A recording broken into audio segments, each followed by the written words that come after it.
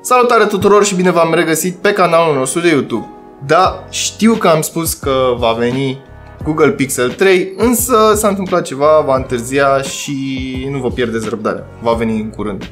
Și eu îl aștept la fel de mult cum îl așteptați și voi. Dar, până atunci, am aici un brad de Crăciun pentru adulți. Și de ce spun asta? E bine, este un build care are atât de multe LED-uri încât nici în pomul de Crăciun nu am atât de multe luminițe. Dar, trecând peste acesta, este un build foarte frumos. Vom vorbi despre el în minutele ce urmează. Acesta se numește Diaxa Powered by Asus. Și de ce se numește Powered by Asus? Pentru că avem o placă de bază de la Asus și placa video, bineînțeles, tot de la Asus. De asemenea, este și un design modern, aș putea spune, nu chiar minimalist, dar îmi place că este carcasa albă, aici avem un panou de plexiglas, nu de sticlă, din păcate, dar arată bine. Ca o mică paranteză, singurul lucru pe care l-am de comentat aici este că nu are o bandă neagră de jur împrejur și văd găurile de la carcasă. Asta e o chestie personală, dar nu mă deranjează foarte mult în ceea ce privește designul. Rulăm pe o platformă AMD, iar înăuntru găsim un AMD 2700X, sau mai bine spus Ryzen 7. Înainte de a trece și a enumera componentele dinăuntru, aș vrea să spun că acest calculator îl puteți găsi pe site-ul nostru la prețul de 4600 de lei. Haideți să vedem ce îți oferă 4600 de lei și o să-l dărâm la un moment dat într-o zi. Bineînțeles, benchmark-uri, gaming și avem o mică surpriză în ceea ce privește meniul de jocuri. Dar înainte de toate, abonează-te la canalul nostru și activează notificările, iar mai apoi intră pe cel.ro/giveaway pentru a te înscrie în concurs. După cum am menționat mai devreme, acest build rulează pe platformă AMD, având un procesor Ryzen 7 2700X, un procesor octa-core cu o frecvență de până la 4,3 GHz, 16 fire de execuție și este răcit stock. Placa de bază este un Asus TUF B450M Gaming, placă pe care sunt montați cei 16 GB RAM Dual Channel la 3000 de MHz și placa video Asus GTX 1060 Dual de 6 GB. Stocarea constă într-un HDD de 2 TB și un SSD numai bun pentru instalarea sistemului de operare.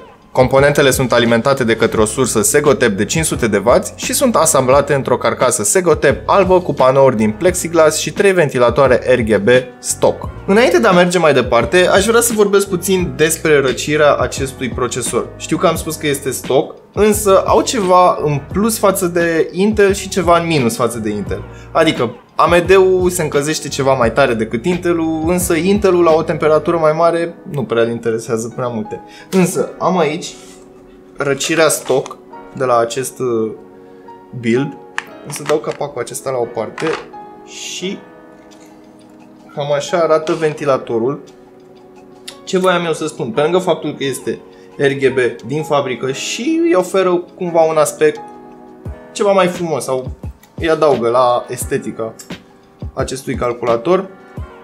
Aici avem 1, 2, 3, 4 heat pipe-uri, ceea ce Intel-ul nu oferă stock, plus acest radiator imens pentru răcirea acestui 2700X. AMD-ul are o bilă albă pentru că a oferit așa ceva stock. Adică dacă stai să te gândești, ai văzut ce mic e cel de la Intel, să zicem de la i5. E o chestie micuță cu un ventilator acolo și cu asta basta. Ei bine, haideți să ne uităm și la testele sintetice. TimeSpy 4517 puncte, scorul general, și 4179, bineînțeles, scorul pe placa grafică. 11264 de puncte în Firestrike cu 12508 puncte grafic și la final avem și Cinebench cu 1705 puncte. Este destul de bun, un scor destul de mare.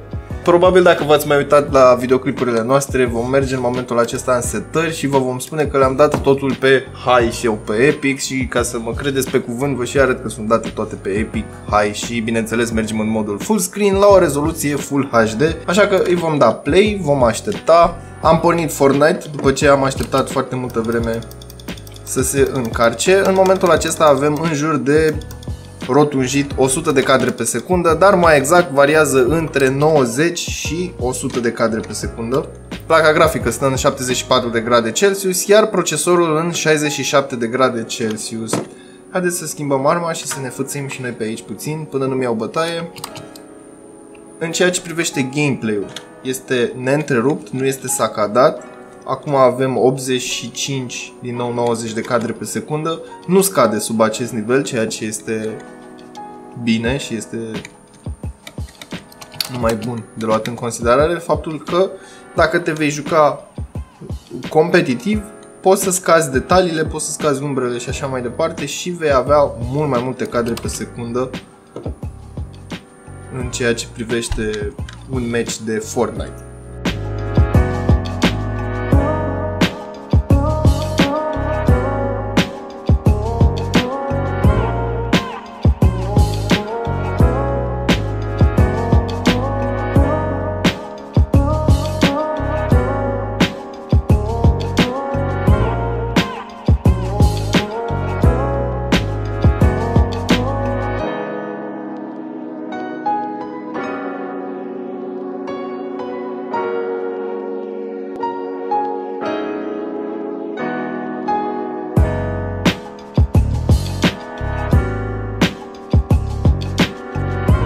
Am pornit și jocul meu preferat, GTA. În momentul acesta avem următoarele setări. Hai să ne uităm. Le-am dat pe toate pe Very High, mai puțin câteva dintre acestea. Deci nu suport meniul ăsta de aici de setări. Bun, mergem în modul full screen, full HD la un refresh rate de 144 de Hz. Population density, population variety și distance scaling-ul l-am dat la maximum. Textura, shader-ul, calitatea umbrelor, very high. Singurul lucru pe care l-am lăsat pe normal sau singurele lucruri pe care le-am lăsat pe normal sunt calitatea ierbii, ambient occlusion și tessellation. Atât. Restul toate sunt date pe very high. Bineînțeles am oprit V-Sync-ul și FXAA-ul pentru că nu mă interesează. Bun, haideți să ne jucăm puțin. În momentul acesta fugeam de poliție și poliția nu mă mai găsește pentru că m-am ascuns aici și mi-am oprit farurile. Ca în filmele polițiste am făcut. Da, trecem peste. 64 de... m-au găsit, nu cred. 64 de grade placa video, 70 de grade procesorul și avem o rată de 86 de cadre pe secundă în momentul acesta în care acțiunea este destul de intensificată. De asemenea avem și foarte multă vegetație, pietre și alte elemente care trebuie randate. Merg cu viteză pe autostradă, am urcat la 120 de cadre pe secundă. Poliția asta se pune în fața mea și nu mă lasă să fac și eu aici un review liniștit. Dar în ceea ce privește GTA 5 îmi place foarte mult pentru că am detalii maxime, este foarte realist jocul, mă rog, în ideea în care permite jocul să fie realist, dar din nou nu scârție, nu sughiță, nu se întâmplă absolut nimic. Așadar eu sunt mulțumit cu performanța în acest joc.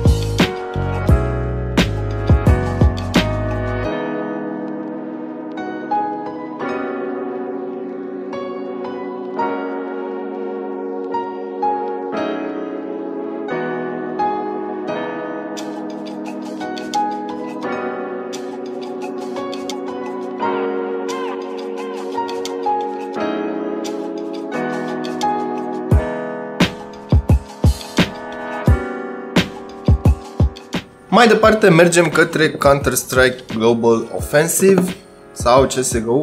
Mergem în Full HD, Full Screen, bineînțeles. Totul a fost autoselectat pe High și Very High și nu am dezactivat absolut nimic. Și în meniu avem 120 de cadre pe secundă, dar nu asta contează.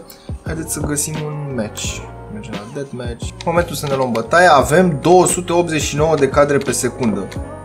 59 de grade placa grafică și 66 de grade procesorul. revenim la performanța acestui calculator. În ceea ce privește jocurile competitive, nu are absolut nicio problemă în a le rula și la rezoluții mai bune sau mai mari. Dar nu o să-l forțez cu 2K, rămânem la Full HD din nou pentru că nu toată lumea are 2K acasă. În PUBG, de asemenea, calculatorul se descurcă bine spre foarte bine, nu o să spun extraordinar de bine. De ce? Ei bine, setările nu o să mai intru în ele, le-am dat pe toate pe Ultra, mai puțin Motion Blur-ul și V-Sync-ul pe care le-am lăsat dezactivate. În schimb, ocazionare foarte ușor am observat, cum a fost mai devreme, nu știu dacă l-ați observat, a fost așa o mică sacadare de tot, dar sunt foarte rare, nu le-am întâlnit foarte des. De asemenea, avem undeva într-o medie de 70 de cadre pe secundă în funcție de elementele care trebuie randate. Așadar, hai să furăm niște arme pe aici și să ne plimbăm. Să nu uit, 73 de grade placa grafică și 67 de grade Celsius procesorul în acest moment. Văd că am urcat către 84 de cadre pe secundă, dar aici nu sunt foarte multe elemente ce au nevoie să fie randate. Haideți să mergem să ne jucăm. 92 de cadre pe secundă. Eu în momentul acesta fug fără nicio armă în picioare de goale.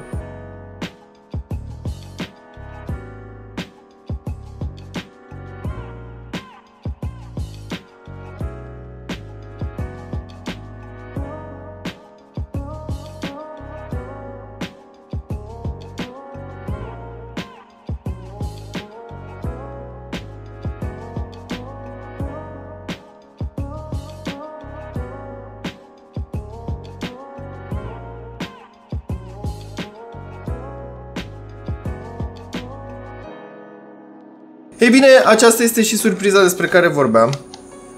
Battlefield 5, în sfârșit, dar de data aceasta nu o să jucăm cu RTX On, pentru că nu avem placă grafică cu RTX, avem placă grafică GTX. Dar abia aștept să vi-l arăt cu Ray Tracing, în momentul în care avem un calculator cu 2070 sau 80 RTX. Dar, în ceea ce privește acest joc, am 75 de cadre pe secundă în acest sistem cu toate setările date la maximum. Bineînțeles cu V-Sync și cu Motion Blur oprit, pentru că nu le văd rostul în acest moment. Jocul se mișcă foarte bine, nu sacadează, toate elementele sunt foarte realiste. Am 75 de grade pe placa grafică și 79 de grade pe procesor, în procesor mai bine spus. De asemenea avem 9 GB 600 ocupați, ceea ce mănâncă destul de mult, dar având în vedere că avem 16 GB dual channel nu ne interesează. Este un pic peste jumătate, dar nu afectează cu absolut nimic gameplay-ul.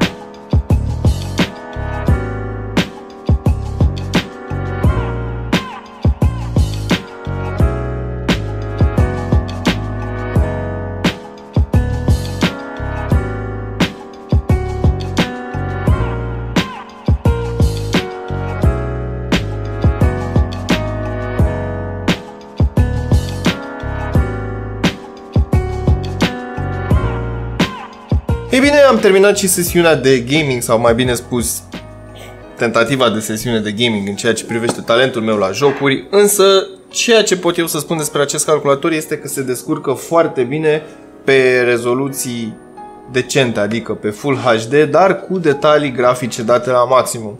În ceea ce m-am jucat eu până acum, nu am avut valori sub 60 de cadre pe secundă, ceea ce este foarte bine pentru un sistem de gaming. De asemenea, pe partea estetică, să-i spunem așa, în cazul în care te bucuri de aspectul unui sistem, e bine, acesta arată destul de futurist și cu LED-uri pe care le poți sincroniza, deoarece placa suportă Aura Sync, fiind de la Asus.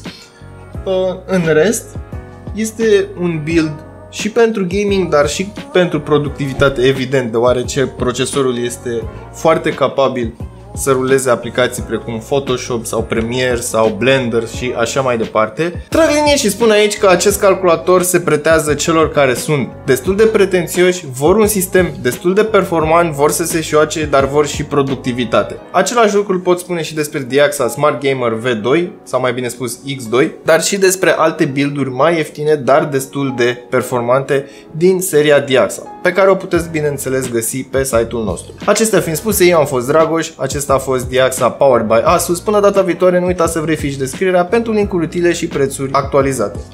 De asemenea, nu uita să-mi lași părerea ta despre acest calculator în secțiunea de comentarii de mai jos. Salut!